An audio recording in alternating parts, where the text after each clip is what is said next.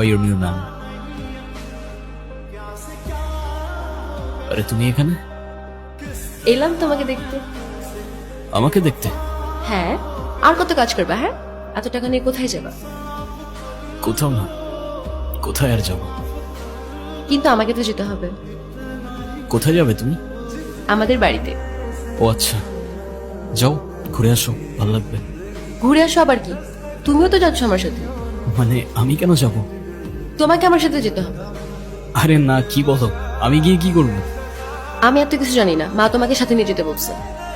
আচ্ছা, এবার না হয় তুমি গিয়ে ঘুরে আসো, আমি পরে কখনো যাব। না, তোমার এক্ষুনি যেতে হবে আমার সাথে আমাদের সরিষা বাড়িতে।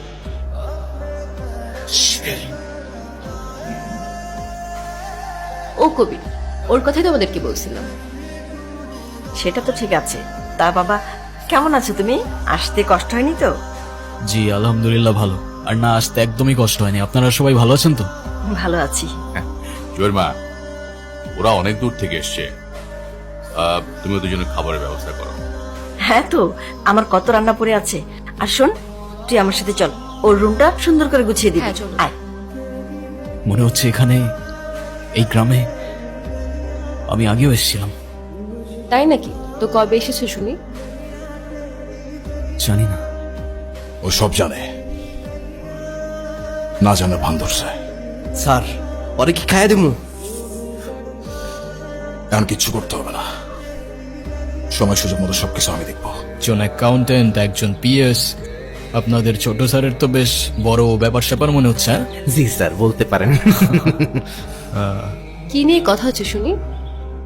এই তো, তোমাদের বাড়িতে তো দেখছি বেশ অনেক কাজের লোক। হ্যাঁ, হ্যাঁ, প্রত্যেকটা কাজের জন্য 2-3 জন করে লোক রাখছে। এগুলো সবই চাচুর কাজ। বাড়িতে লোকজন কম থাকলে নাকি খানদানি ব্যাপারটা আসে না। না তা ঠিক আছে, ভালো, খারাপ না। আচ্ছা চলো, তোমাকে গ্রামটা ঘুরে দেখাই। হ্যাঁ চলো চলো। চলেন চলেন। তোমরা কোথায় যাচ্ছ? ওই যে গ্রাম ঘুরাইতে। তোমাদের কোথাও যেতে হবে না, আমি সব চিনি। চলো। এই গ্রামে আমাদের শত্রুর অভাব নাই। ছোট স্যারের আদেশ আছে, আপনার একলা কোথাও যাইতে দেওয়া যাব না। জানি না, তবে এখানে আসার পর থেকে কেমন যেন সবকিছু এলোমেলো লাগছে, কিছুই বুঝতে পারছি না। কেন?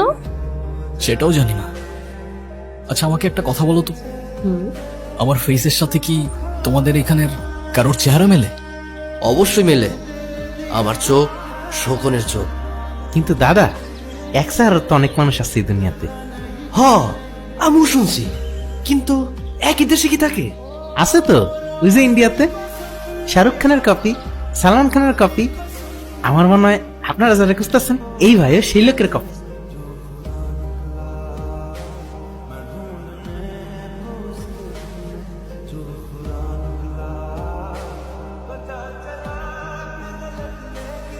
তোরে কি বলছিলাম মনে আছে?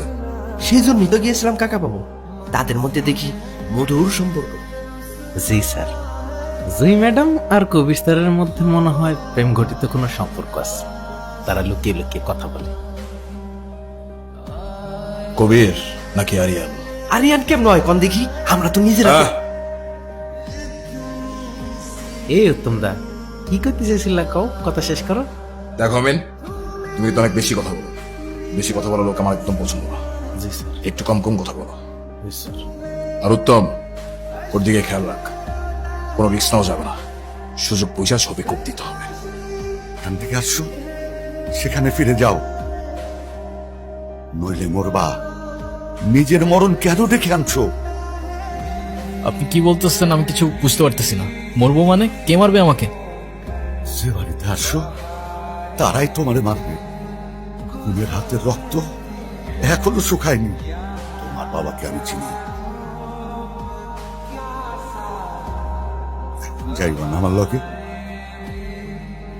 আজকের মতো সেই দিনে ছিল বৃষ্টি রেখেতে। এই সেই উঠান, সেই কান্নার শব্দ। আমি এতিম হয়ে গেলাম কাকা, এই দুনিয়াতে আমার আর কেউ থাকলো না। এতিম হয়ে গেলাম আমি। ইদ্রিস আত্মহত্যা করে নাই, ওরা ওরে মাইরা ফেলাইছে। আর আমাদের কাছে পোস্টমর্টেম রিপোর্টও আছে, ক্লিয়ার সুইসাইড। টাকা থাকলে নাকি বাঘের চোখও পাওয়া যায় স্যার। আর মার্ডারকে সুইসাইড করে দেওয়া তো তেমন কঠিন কিছু না, তাই না? আচ্ছা, ধরলাম আপনার বাবা সুইসাইড করেননি, তিনি মার্ডার হয়েছে। আপনার কি কাউকে সন্দেহ হয়? সন্দেহ না স্যার, আমি সরাসরি বলি না। শিকদার চেয়ারম্যানের ছোট ভাই মনসুর শিকদার, ও মেরেছে আমার বাবাকে। আপনি যা বলছেন বুঝে শুনে বলছেন তো? আমার বাবা আর নেই স্যার, যা বলছি আমি বুঝে শুনেই বলছি। ঠিক আছে, আপনি বাসায় যান, আপনার কেসটা আমি দেখছি।